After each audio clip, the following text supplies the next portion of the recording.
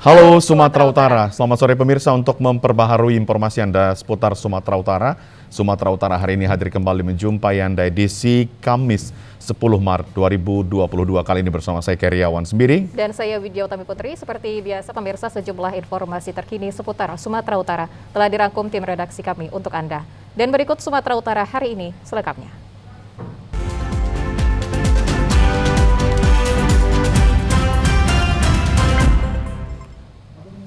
Pemirsa, selama operasi antik tahun 2022 yang digelar Polres Pelabuhan Belawan berhasil menangkap 31 orang bandar dan pengedar narkoba. Para tersangka pelaku tindak pidana narkoba ditangkap Polres Pelabuhan Belawan dari berbagai tempat di wilayah.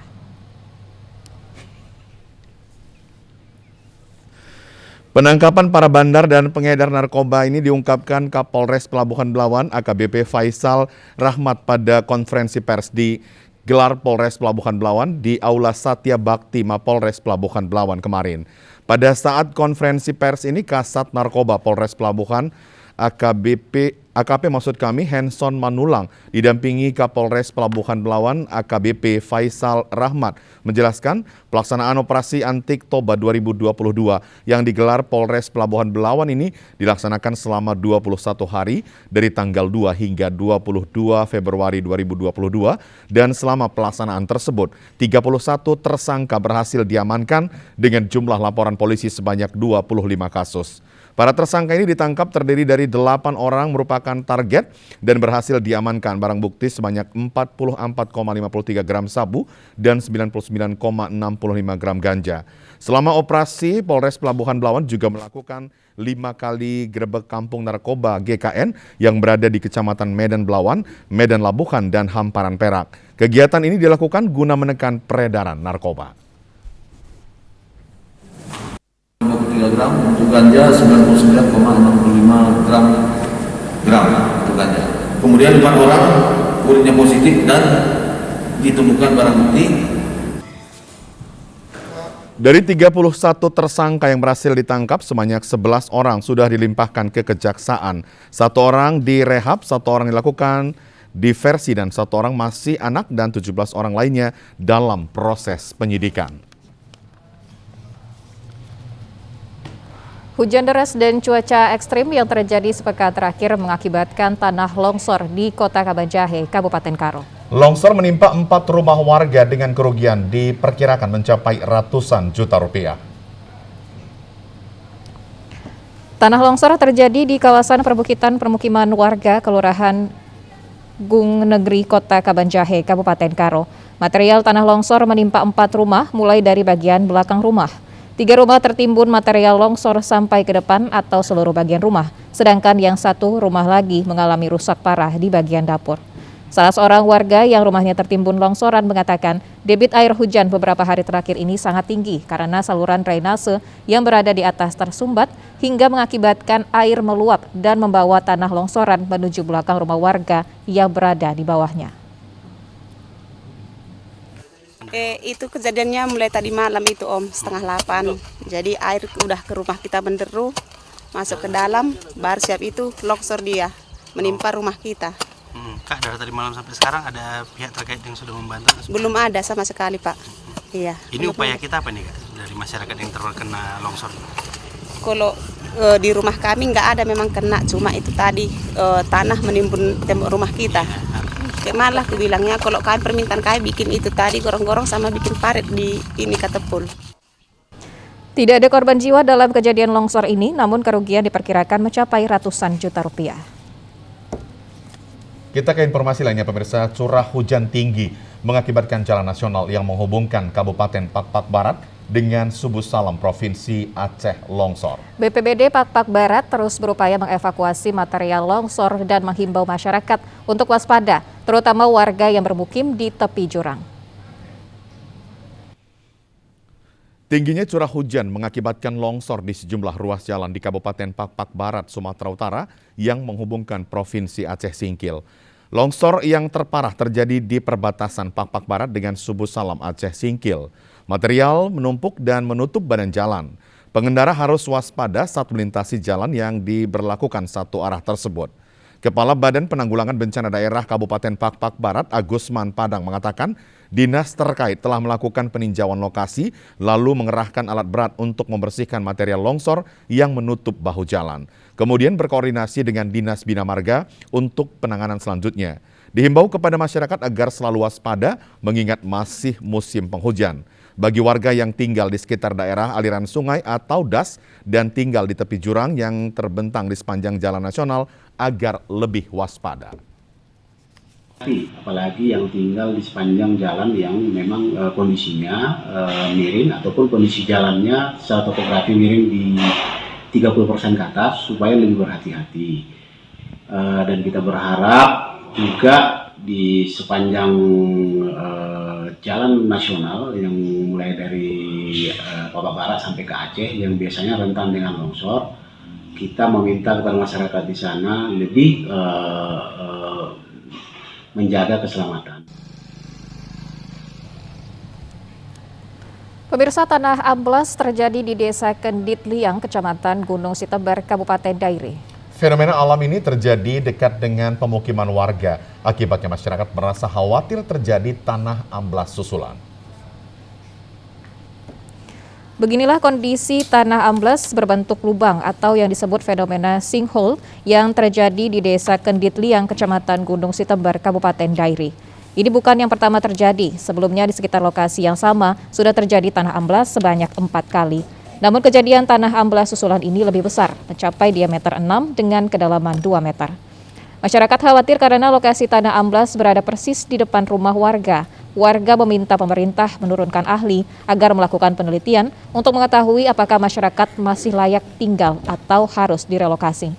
Kepala Desa Kendit Liang, Randus Bancin, mengatakan selama ini jika terjadi tanah amblas, lubang tersebut ditanggulangi hanya dengan dilakukan penimbunan saja. Fenomena tanah amblas ada 5 titik lainnya dengan ukuran yang berbeda-beda di perladangan dan jalan desa. Pertama sekali kita sudah melapor kepada BPBD dan Pak Bupati. Mereka menanggapi lantaran mesti alat masih dipakai, makanya belum turun kemari. Jadi terusnya kita lantaran udah berulang kali ini, udah kejadian keempat kali, kita mohon diturunkan ahli untuk meneliti ini dulu biar jelas dia mana ini apanya keadaannya kan. Nanti kita timbun terus ini, makanya belum berupaya kita timbun ini, mesti ada penanganan khusus dulu baru kita kerjain ini gitu. Akibat kejadian ini membuat akses di desa terganggu karena lokasi tanah amblas juga terjadi di jalan utama akses desa. Diharapkan pemerintah segera melakukan perbaikan. Pemerintah terkait supaya dihadirkan yang mengetahui apa di bawah HP ini. Kalau memang masih berapa radius meter kira-kira yang layak ditempati, ya seandainya pindah ladu sementara sekian meter katanya, ya kami bersedia. Asalkan dihadirkan, sebelum dihadirkan itu ya kami minta tolonglah dihadirkan yang mengetahui tentang apa isi dalam ini. Dan kedua, minta kepada Bupati ada jalan PNPM itu dibuka di sana. Semalam sudah saya bilang sama camat, tolong dibikin situ alat berat 2 hari aja supaya bisa lancar pengangkutan sama transport anak sekolah semua untuk berangkat kerja. Itu aja. Kalau ini udah banyak berapa timbunan Pak? Kalau menurut kata Kades udah lebih 300 dump truck, bukan kubik, 300 dump truck. Ya, pemirsa, informasi aktual lainnya akan kami hadirkan sesaat lagi. Tetaplah bersama kami di Sumatera Utara hari ini. Ayo, cegah stunting. Kunjungi bidan andalan Anda untuk merencanakan dan mengatur jarak kehamilan untuk tumbuh kembang buah hati yang optimal. Cegah stunting itu penting melalui perencanaan keluarga. Khawatir ber-KB? Tunda kehamilan dan raih cita-cita dengan Andalan FA. Andalan laktasi untuk ibu menyusui. Ber-KB itu mudah. Andalan pilihan perempuan Indonesia.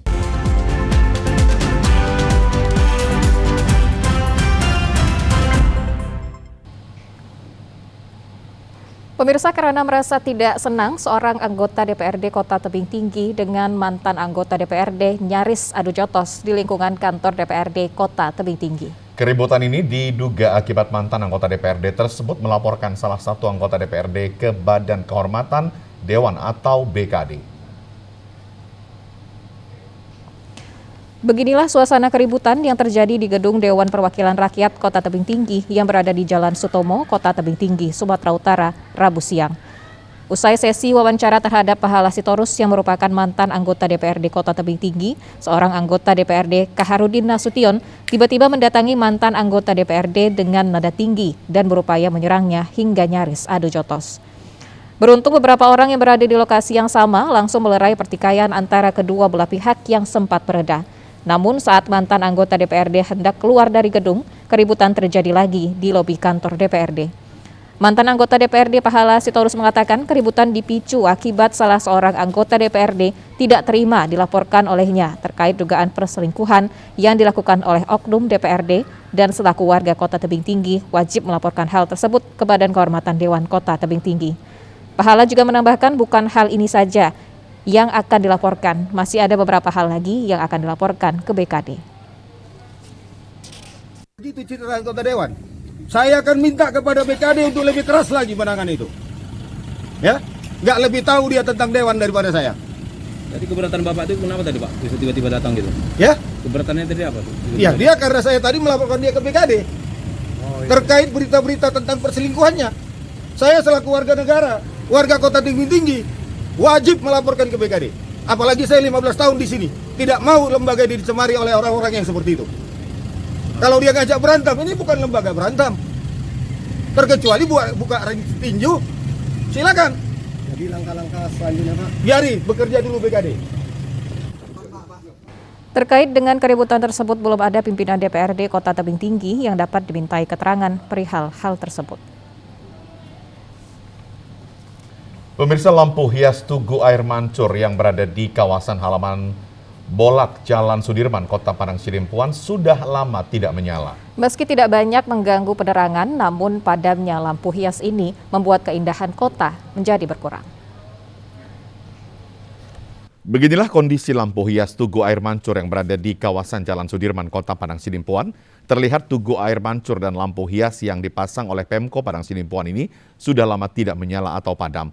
Bahkan tulisan nama salah satu bank yang menempel di Tugu Air Mancur ini sudah sobek dan dibiarkan begitu saja tanpa ada perhatian dari dinas terkait.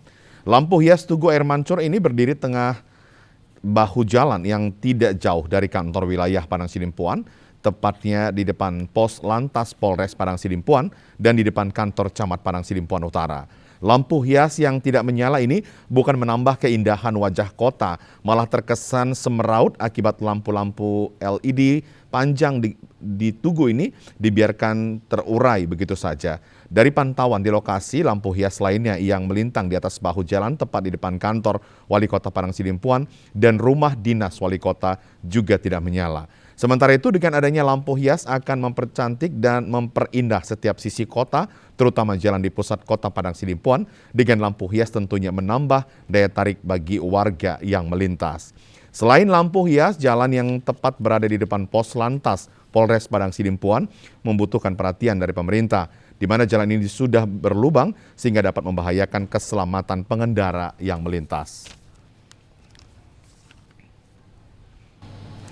Pemirsa, pergerakan penumpang pesawat melalui Bandara Kuala Namu pasca ditetapkannya Surat Edaran Kementerian Perhubungan Nomor 21 Tahun 2022 tentang petunjuk pelaksanaan perjalanan orang dalam negeri belum ada peningkatan. Untuk mempermudah proses perjalanan penumpang harus menggunakan aplikasi Peduli Lindungi. Manager of Branch Communication dan Legal PT Angkasa Pura II Bandara Kuala Namu Chandra Gumilar mengatakan sejauh ini pergerakan penumpang masih sepi, belum ada peningkatan pergerakan penumpang. Diperkirakan pergerakan penumpang masih di sekitaran 8 hingga 9 ribuan. Hal ini karena masih baru dan belum banyak diketahui oleh masyarakat. Aturan perjalanan udara terbaru ini pihak PT Angkasa Pura II Kuala Namu sudah menerapkan sejak dikeluarkannya surat edaran ini pada 8 Maret 2022. Chandra mempertegas kembali agar warga tidak bingung dalam aturan surat edaran Kemenhub dan Satgas COVID-19.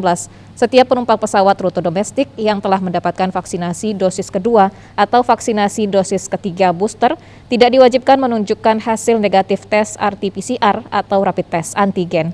Sementara bagi penumpang yang masih vaksinasi dosis pertama, wajib menunjukkan hasil negatif tes RT-PCR yang sampelnya diambil dalam kurun waktu 3 kali 24 jam atau rapid test antigen yang sampelnya diambil dalam kurun waktu 1 kali 24 jam sebelum keberangkatan sebagai syarat perjalanan.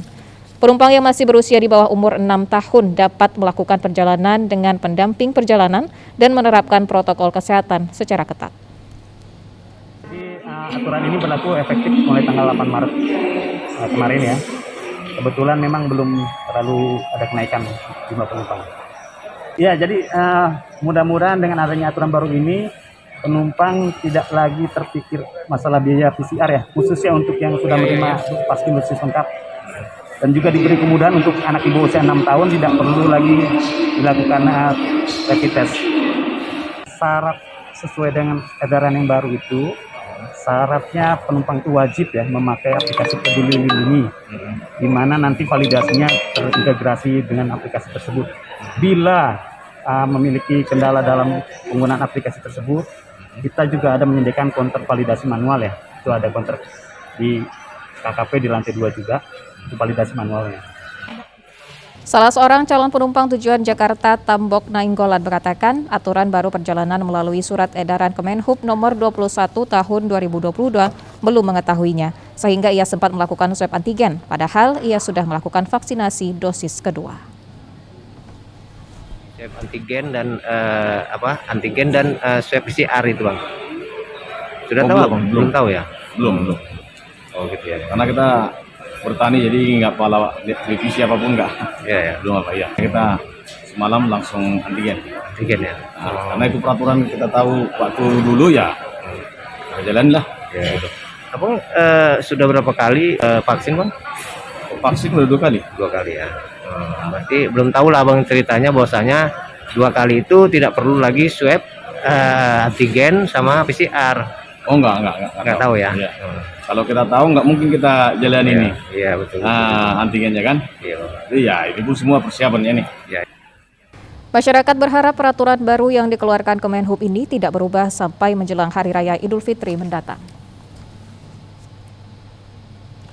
Pemirsa, operasi pasar minyak goreng yang dilaksanakan setiap hari Rabu oleh pemerintah Kota Tebing Tinggi sepi dari peminat.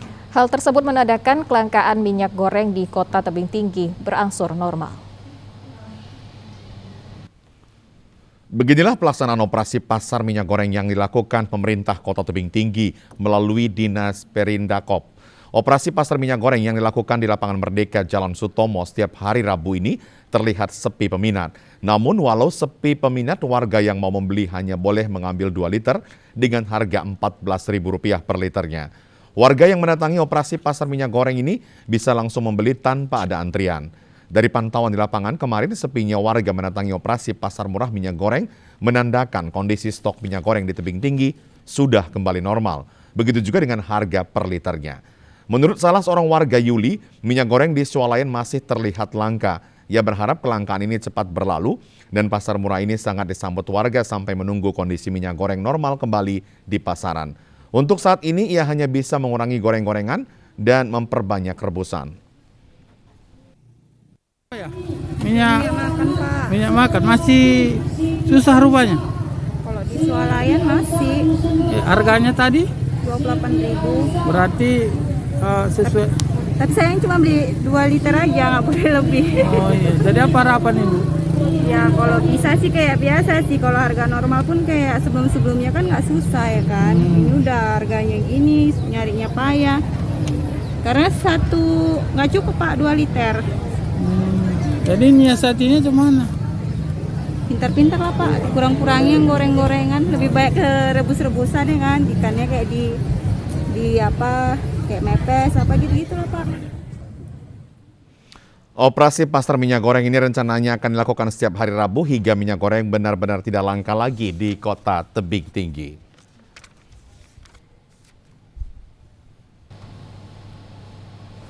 Ya pemirsa, sejumlah informasi menarik lainnya masih akan kami hadirkan usai jeda berikut. Tetaplah bersama kami di Sumatera Utara hari ini.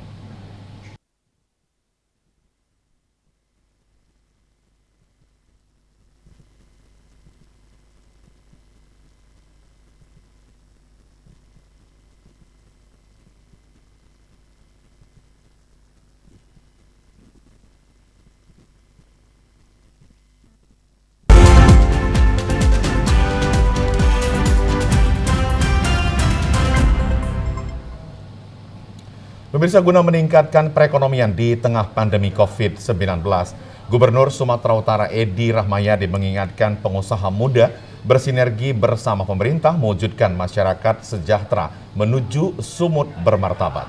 Sinergitas yang dibangun oleh seluruh elemen masyarakat Sumatera Utara diharapkan mampu mewujudkan perbaikan ekonomi nasional. Hal tersebut dikatakan Gubernur Sumatera Utara saat menghadiri pelantikan Badan Pengurus Daerah Himpunan Pengusaha Muda Indonesia Sumatera Utara periode 2021-2024 kemarin malam di Medan. Turut hadir Wakil Gubernur Sumatera Utara Musa Rajeksah, Kepala Kejati Sumatera Utara Idianto, Wali Kota Medan Bobi Nasution, tokoh masyarakat Sumatera Utara, dan Ketua BPD HIPMI se-Indonesia. Ketua Umum Himpunan Pengusaha Muda Indonesia Mardani Maming mengatakan pengusaha muda dalam organisasi HIPMI memiliki peranan strategis yang telah melahirkan entrepreneur hingga menjadi sosok pemimpin muda di tingkat nasional dengan membangun mental menuju Indonesia maju dan hebat. Gubernur Sumatera Utara Edi Rahmayadi dalam sambutannya mengatakan generasi muda sebagai penerus bangsa dalam naungan organisasi HIPMI diharapkan mampu berkontribusi menjadi seorang pengusaha yang dermawan sehingga dapat bermanfaat bagi masyarakat. Melalui peranan organisasi HIPMI Sumatera Utara yang dipimpin oleh Ade Jona Prasetyo bersama pengurus untuk loyal memperbaiki ekonomi di Sumatera Utara. Sebagai mitra strategis, HIPMI Sumut bersama pemerintah bersinergi dan menjadi kekuatan yang kokoh dalam pemulihan ekonomi di Sumatera Utara di masa ke depan. Maksud kami di masa keemasan. Baru HIPMI, saya yakin dengan statement dan visi misi yang akan dilakukan untuk HIPMI baru yang akan dilantik. Hari ini harus lebih baik dari hari kemarin. Hari esok pasti akan berbuat yang terbaik untuk rakyat Sumatera Utara, bangsa Indonesia maju. Terima kasih. Dengan kolaborasi pemerintah bersama BPD HIPMI Sumut dipimpin Ade Jona Prasetyo diharapkan mampu mewujudkan pemulihan ekonomi nasional menuju masyarakat Sumatera Utara bermartabat.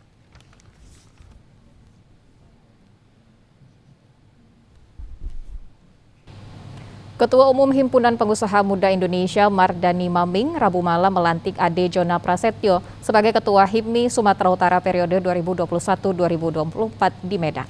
Bersama Badan Pengurus Daerah HIPMI Sumatera Utara untuk solid bersinergi dengan pemerintah guna membangkitkan perekonomian bangsa di tengah pandemi COVID-19 menuju masyarakat yang sejahtera. Pelantikan pengurus HIPMI Sumatera Utara ditandai dengan pembacaan ikrar dan penyerahan patakan bendera HIPMI dari Ketua Umum HIPMI Mardani Maming kepada Ketua HIPMI Sumut Ade Jona Prasetyo. HIPMI sebagai akselerator pemulihan ekonomi Sumatera Utara di masa keemasan merupakan tema pelantikan. Ketua HIPMI Sumatera Utara Ade Jona Prasetyo mengatakan berkomitmen memperkuat peranan pengusaha muda HIPMI sebagai lokomotif pembangunan ekonomi Sumut, memperluas jaringan bisnis tingkat nasional hingga internasional. Bersama pemerintah sebagai mitra strategis untuk mendorong pembangunan ekonomi di Sumatera Utara. Kita akan bersama-sama pemerintah membantu membangunkan pengusaha-pengusaha muda yang ada di Sumatera Utara untuk dapat banyak membangun usaha-usaha baru sehingga terdapat lapangan pekerjaan, terjadi peningkatan kesejahteraan masyarakat dan membantu pemerintah dalam hal apapun sesuai dengan program per kabupaten kota yang ada. Dalam kesempatan itu, Ketua HIPMI Sumatera Utara Ade Jona Prasetyo memberikan penghargaan kepada tokoh masyarakat Sumatera Utara.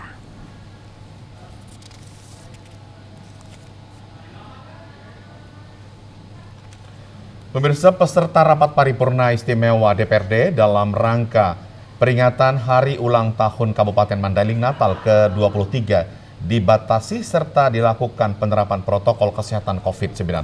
Rangkaian peringatan HUT Mandailing Natal tahun 2022 ini menggelar kegiatan pameran UMKM, produk makanan dan minuman lokal, serta kerajinan tangan.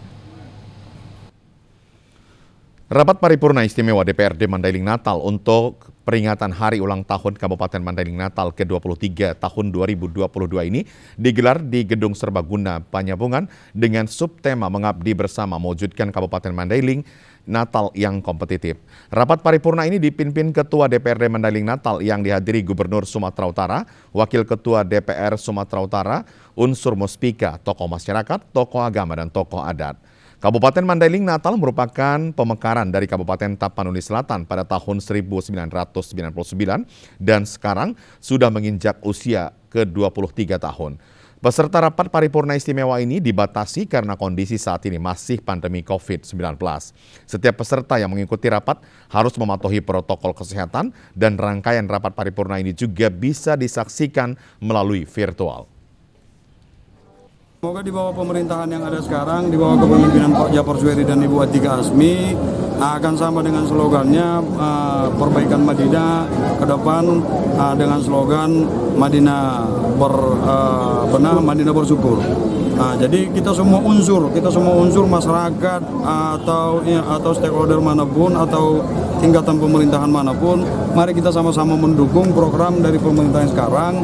Ya, semoga itu terwujud, karena itu nanti kalau terwujud kan untuk perbaikan kita seluruh masyarakat Mandailing Natal. Jadi semoga tidak ada perbedaan dan tidak akan ada yang menonjolkan perbedaan. Semoga dengan ulang tahun yang ke-23 ini kita makin dewasa untuk menghadapi situasi yang akan datang. Perayaan Hari Ulang Tahun Kabupaten Mandailing Natal ke-23 ini ditandai dengan pemotongan nasi tumpeng bersama seluruh unsur forum komunikasi pimpinan daerah. Sekalipun dirayakan sederhana, namun perayaan dimeriahkan dengan berbagai kegiatan perlombaan, pameran stan usaha mikro kecil menengah atau UMKM, produk makanan dan minuman lokal khas Mandailing, serta produk kerajinan tangan. Melalui produk lokal ini, pemerintah akan membuka pintu pasar yang lebih luas, sekaligus memfasilitasi label halal dari Kementerian Agama dan Majelis Ulama Islam.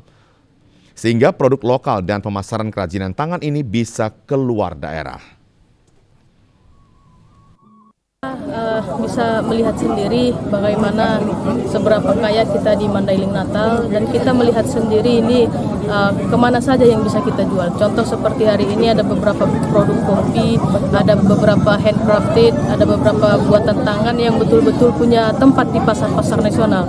Kenapa tidak kita fasilitasi? Ini tadi yang saya kasih tahu, yang saya bilang bahwa rencana itu belum matang. Bagaimana untuk membuka pintu pasar yang lebih luas. Nanti kalau sudah betul-betul duduk bersama, karena ini lintas OPD dan lintas instansi, bukan hanya di Pemkab, karena akan melibatkan Kemenak juga mengenai halal MUI, akan melibatkan MUI. Jadi plan ini nanti kalau sudah selesai, kita akan buka pintu pasar yang lebih luas dengan pembinaan kepada pelaku UMKM, dengan penyuluhan kepada pelaku UMKM, bahkan nanti insya Allah berkoordinasi dengan Kementerian Koperasi dan UMKM bagaimana bantuan itu bisa sampai di mana.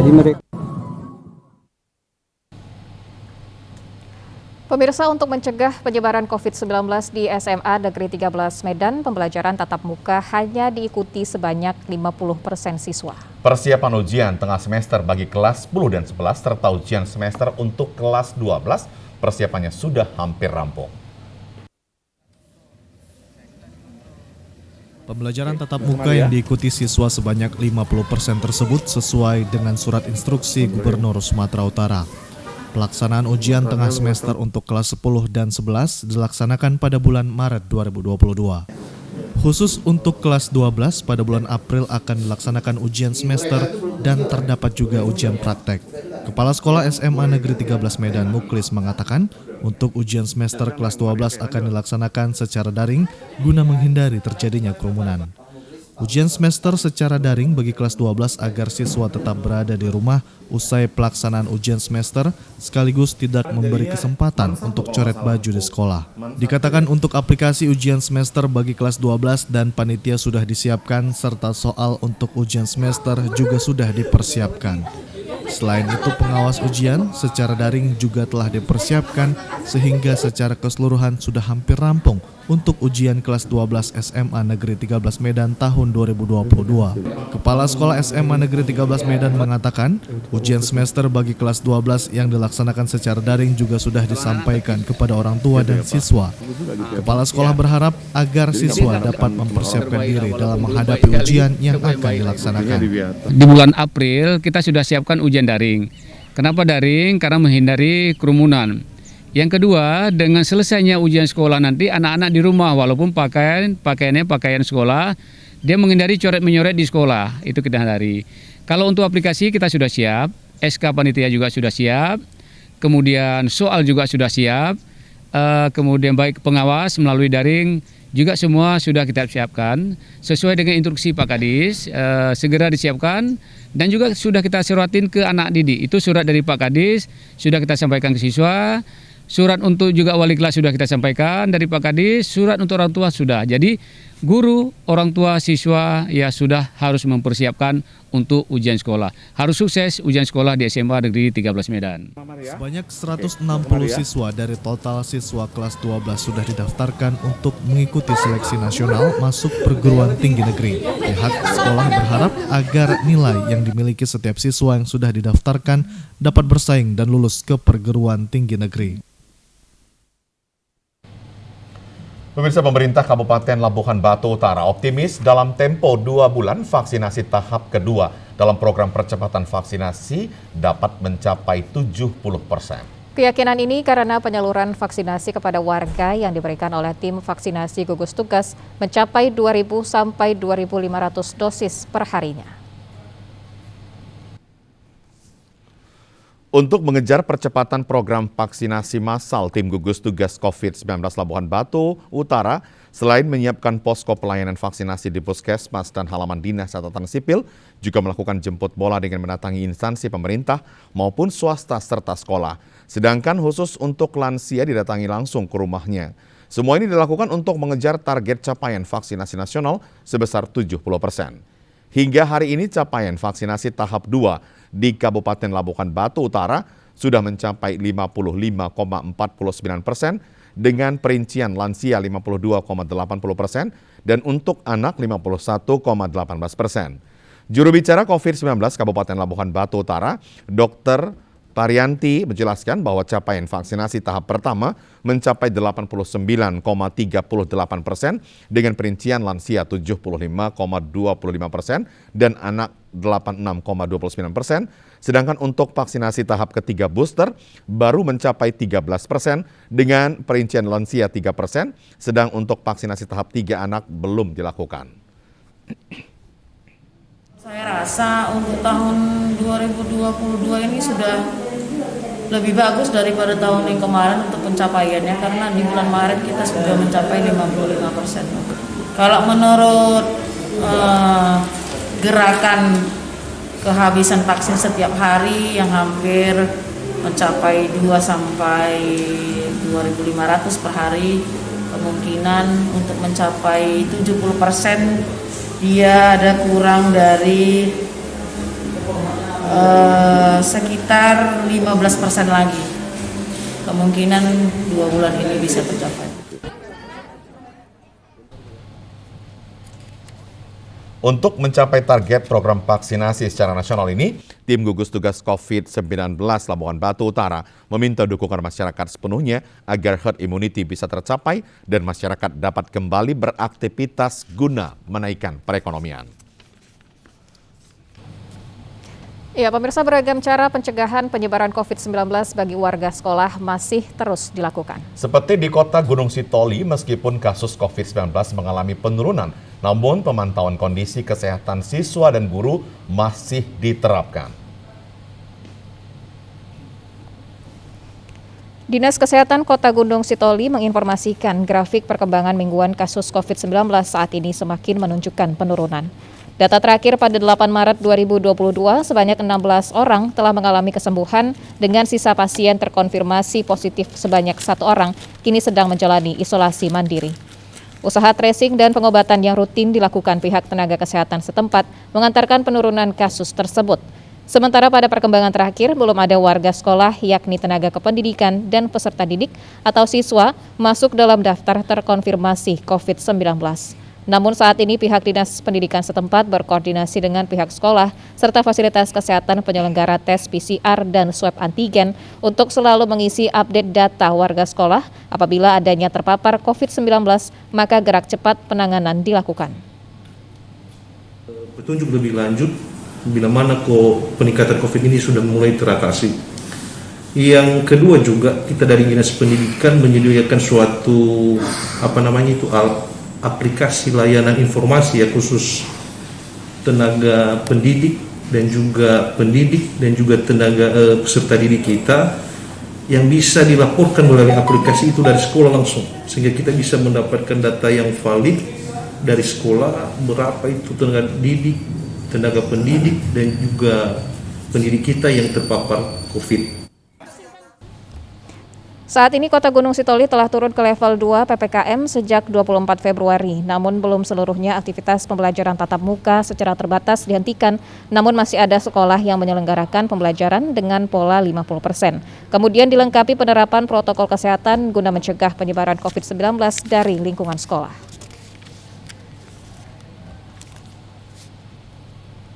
Dinas Kesehatan Kabupaten Toba dalam rangka memperingati Hari Ulang Tahun Kabupaten Toba yang ke-23 mengadakan beberapa rangkaian kegiatan kemasyarakatan. Pelayanan kesehatan masyarakat mulai dari pemberian vaksinasi, pengobatan gratis, pelayanan KB, dan pemberian makanan tambahan bagi bayi dan ibu hamil secara serentak di 19 puskesmas. Dalam kesempatan ini rangkaian kegiatan vaksinasi dilaksanakan untuk vaksin dosis pertama, kedua dan ketiga atau booster demi mempercepat pemutusan mata rantai COVID-19 di Kabupaten Toba. PLT Kadis Kesehatan Juliwan Hutapea mengatakan, dalam hal untuk pengobatan gratis, Dinas Kesehatan Kabupaten Toba melaksanakan pemeriksaan kesehatan kepada seluruh warga seperti pemeriksaan tekanan darah, medical check-up umum. Demi untuk menekan angka kelahiran dan menjaga kesehatan reproduksi ibu-ibu, Dinas Kesehatan Kabupaten Toba memberikan pelayanan pemasangan KB IUD dan implan kit KB bagi yang mengikuti program keluarga berencana. Juga dilakukan pemberian makanan tambahan dengan sasaran kegiatan tersebut demi untuk mencegah stunting serta memberikan penyuluhan untuk menjaga kesehatan tubuh dan banyak mengkonsumsi makanan sehat yang bergizi bagi ibu hamil dengan harapan kebutuhan nutrisi untuk ibu hamil dapat terpenuhi sehingga anak yang dilahirkan juga sehat serta dapat menekan angka stunting di Kabupaten Toba.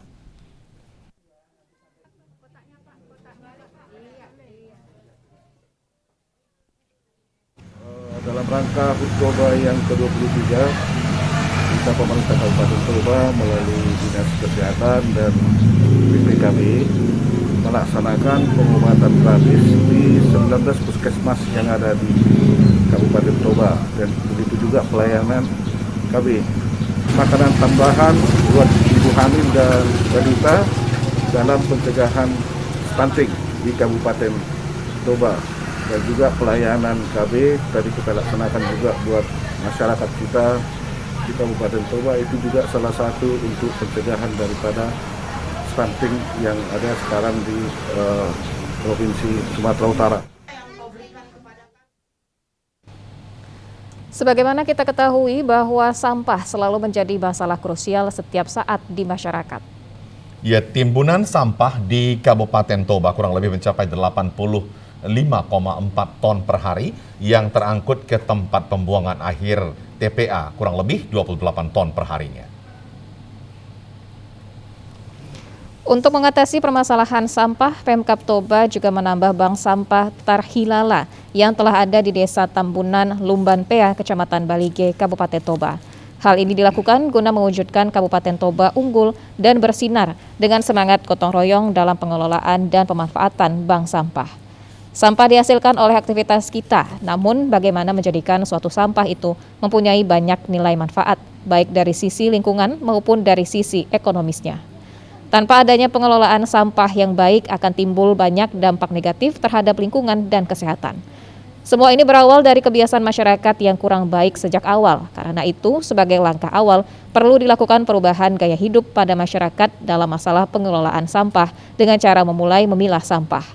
Tapi yang lebih penting adalah memulai dari diri sendiri dan mari lebih peka, lebih peduli terhadap lingkungan sekitar. Kami melakukan pendampingan dengan Bank Sampah Induk IAS Toba dan membentuk sekitar 60 unit bank sampah unit baru. Jadi kami melakukan edukasi dengan pilot project kami di Kecamatan Balige. Kami mendapatkan dukungan yang luar biasa sekali, mulai dari Pak Camat sampai ke desa dan dusun, sehingga terbentuklah 60 unit baru dan terus bertambah setiap harinya. Dan untuk memperluas layanan bank sampah, maka dibuatlah Bank Sampah Tarhilala ini untuk memperluas dan meningkatkan kapasitas bank sampah. Pemerintah Kabupaten Toba mengajak masyarakat untuk bekerja sama dengan pemerintah agar memilah sampah organik dan anorganik guna mengelola sampah organik ini menjadi pupuk dan lain sebagainya. Pemirsa, Tanah Karo adalah salah satu sentra penghasil wortel dengan kualitas terbaik di Indonesia dan memiliki tingkat produktivitas yang tinggi. Kualitas wortel yang ada di Tanah Karo membuat wortel asal Tanah Karo menguasai pasar nasional.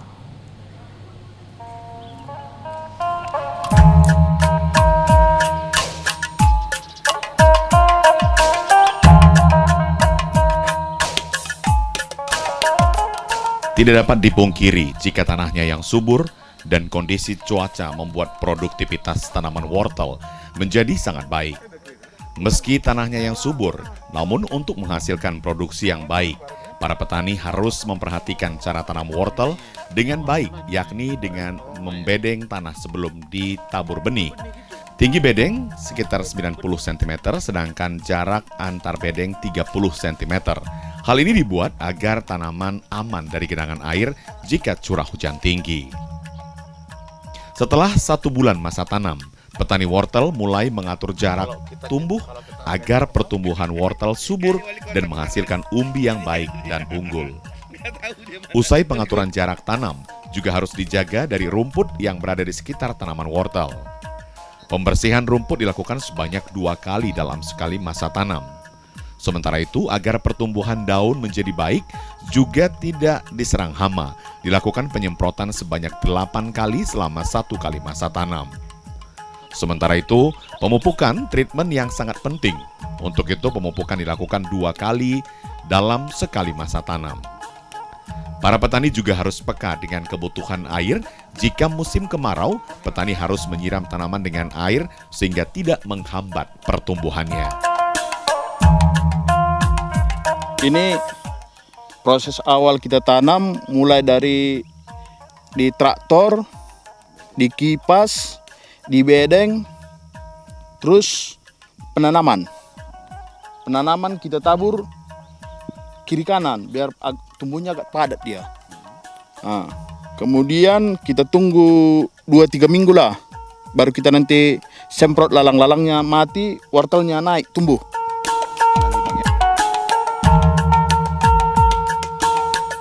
Setelah memasuki masa tanam 2 bulan, para petani biasanya hanya menunggu panen karena masa tanam hingga panen hanya membutuhkan waktu 90 hingga 100 hari. Wortel yang memiliki umbi yang baik biasanya 5-6 umbi sudah memiliki bobot 1 kg. Untuk 1 hektar lahan tanam dengan kualitas umbi wortel yang baik dapat mencapai produksi 25 ton. 1 hektar lahan tanaman wortel membutuhkan biaya mulai dari penanaman hingga panen berkisar 25 hingga 30 juta rupiah. Jika harga wortel pada musim tanam mencapai Rp4.000, petani bisa memperoleh keuntungan 100 juta.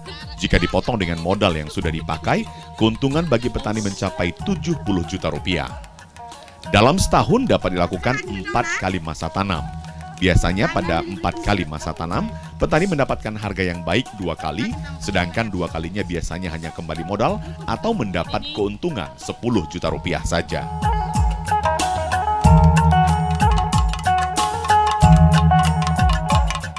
Kita kasih pemupukan sekitar 3 kali sampai panen.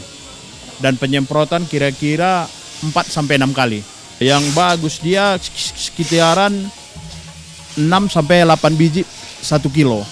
Misalnya gitu kita dapat 20 sampai 25 ton per hektarnya. Jika kita harga 3.000 saja udah kita dapat kisaran 60 sampai 75 juta 1 hektar. Dalam 1 tahun bisa kita 3 kali panen. Iya, biasanya kadang bisa 2 kali dapat harga, bisa 3 kali tergantung cuaca.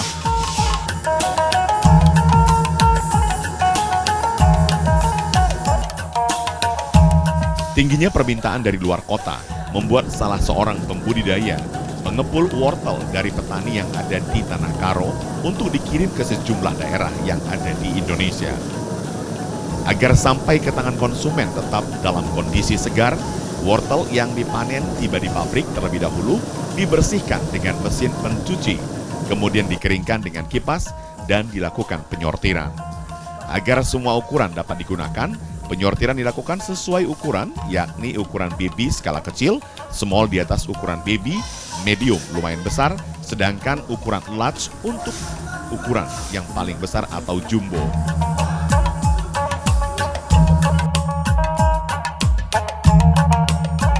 Kita kalau dia masuk dari ladang, kita bersihkan, kita cuci, kita laundry, siap dari laundry ke tempat packingan, kita packing setiap size. Siap itu kita masukkan ke kardus, satu lagi spek 2 kita masukkan ke plastik.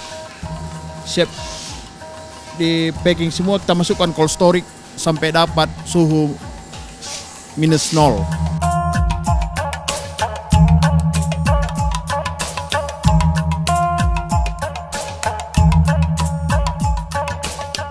Setelah dikeringkan, wortel yang sudah disortir dimasukkan ke dalam kotak, di mana satu kotaknya berisi 10 kg. Sebelum dikirim ke berbagai kota di Indonesia, wortel tersebut disimpan terlebih dahulu di ruangan pendingin. Dan sebelum dikirim keluar kota, pasca dikeluarkan dari ruangan pendingin, suhu wortel harus berada pada kisaran 0 sampai +2 derajat Celcius.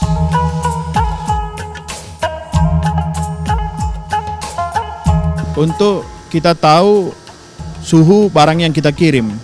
Karena kalau dikirim ke luar pulau harus di bawah +4 supaya barang aman, tidak busuk, segar sampai di tujuan. Kalau ke Jakarta 4 hari, ke Surabaya 5 hari, ke Bali 6 hari.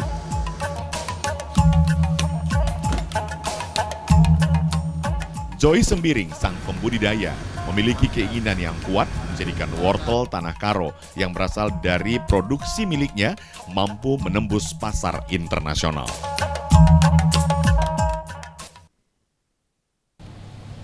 Pemirsa, Pulau Samosir merupakan salah satu destinasi terbaik untuk bersantai di tengah keindahan alam yang memadukan danau dan deretan bukit. Ada banyak hal yang dapat dilakukan saat berlibur di Pulau Samosir.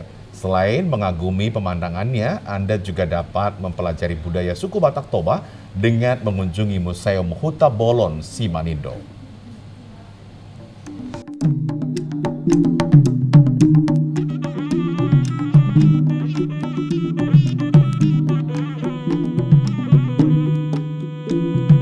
Museum Huta Bolon Simanindo terletak di sisi utara Pulau Samosir atau lebih tepatnya di Jalan Pelabuhan Simanindo, Desa Simanindo Sangkal.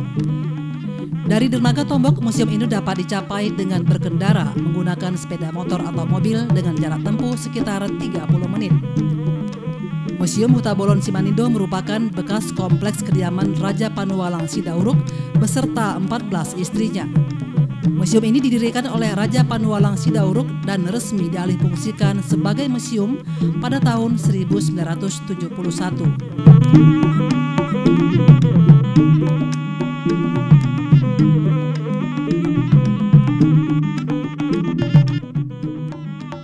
Saat memasuki Museum Huta Bolon Simanindo, kita akan dibawa ke masa lampau. Koleksi barang-barang kuno yang bersejarah serta bernilai adat tinggi milik etnis Batak Toba cukup lengkap dan terpelihara dengan baik di museum ini.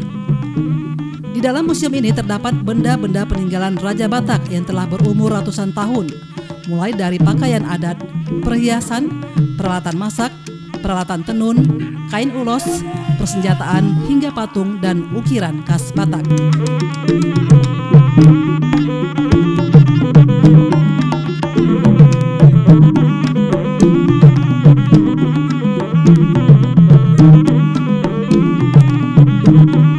Museum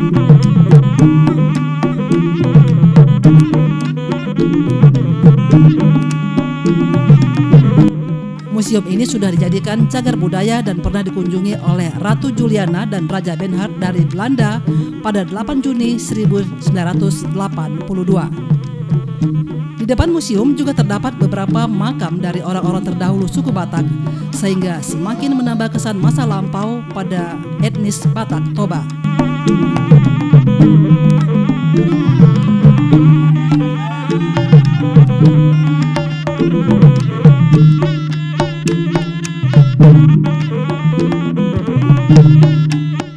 Setelah puas menjelajah museum, di samping halaman dari Museum Huta Bolon terdapat pintu gerbang yang terbuat dari batu, dan di dalamnya terdapat replika kampung tradisional orang Batak atau bahasa setempat disebut dengan Huta Bolon. Dengan rumah-rumah yang tampak berjejer di kanan dan kiri, jika diamati atap rumah tersebut tampak khas dengan bentuk yang melengkung. Di rumah adat keluarga Raja Sidauruk yang asli, atap tersebut dihiasi dengan 10 tanduk kerbau yang melambangkan 10 generasi kerajaan tersebut.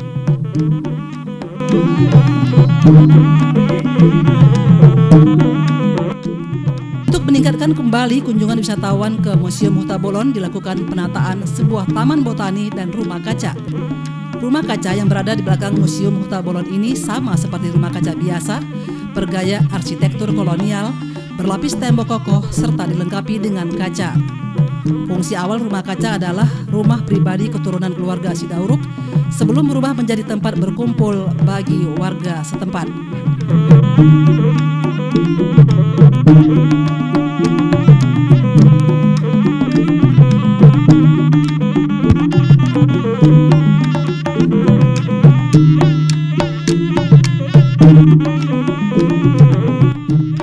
Sembari menikmati panorama Danau Toba, Anda dapat bersantai di halaman rumah kaca dengan menikmati secangkir kopi panas dan ditemani kudapan otentik. Di dalam rumah kaca tersebut juga terdapat taman botani, sehingga menambah kesan asri di sekitaran rumah kaca. Jika pengelolaan Museum Huta Bolon, rumah kaca dan replika perkampungan Huta Bolon dapat dijaga, maka dapat menarik kunjungan wisatawan baik lokal maupun mancanegara ke Museum Huta Bolon Simanindo.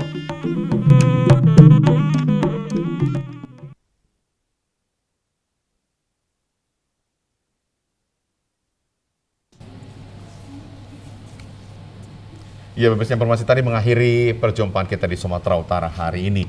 Mewakili seluruh kerabat kerja yang bertugas, saya Keriawan Sebiring. Dan saya Widyawati Putri, kami ajak Anda untuk selalu taat akan protokol kesehatan dengan memakai masker, menjaga jarak, dan mencuci tangan dengan sabun di air mengalir. Indonesia pulih karena aku. Indonesia pulih karena kamu. Indonesia pulih karena kita. Terima kasih, selamat sore. Sampai jumpa.